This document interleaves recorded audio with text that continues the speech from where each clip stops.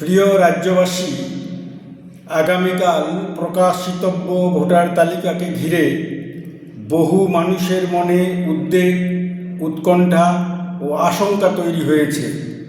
আমরা স্পষ্টভাবে জানাতে চাই, যাদের নাম বাদ যাবে বা বিচারাধীন তালিকায় থাকবে তারা কেউ একা নন। বাংলা ও বাংলার শিক্ষিত সচেতন মানবিক মানুষ আপনাদের পাশে রয়েছে। ভয় পাওয়ার কোনো কারণ নেই।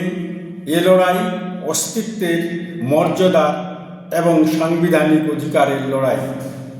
এ লড়াই আমরা আইনি ও গণতান্ত্রিক পথেই লড়ব। প্রথমত, আমরা মহামান্য আদালতের নির্দেশ অনুসারে একটি নির্দিষ্ট আবেদন ফরম্যাট প্রস্তুত করছি।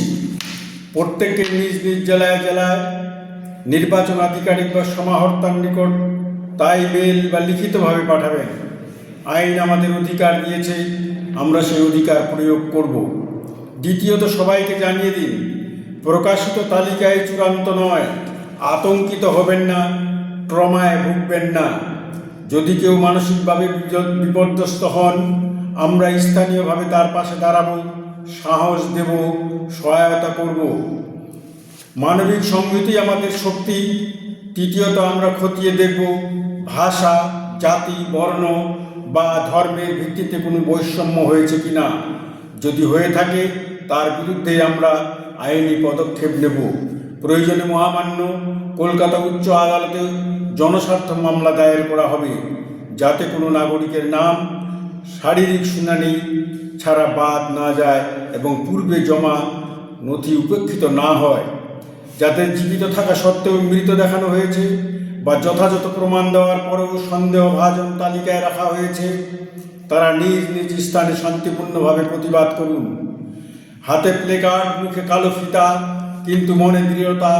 আপনার প্রতিবাদ হোক অহিংস, সংবিধান সম্মত, মর্যাদাপূর্ণ।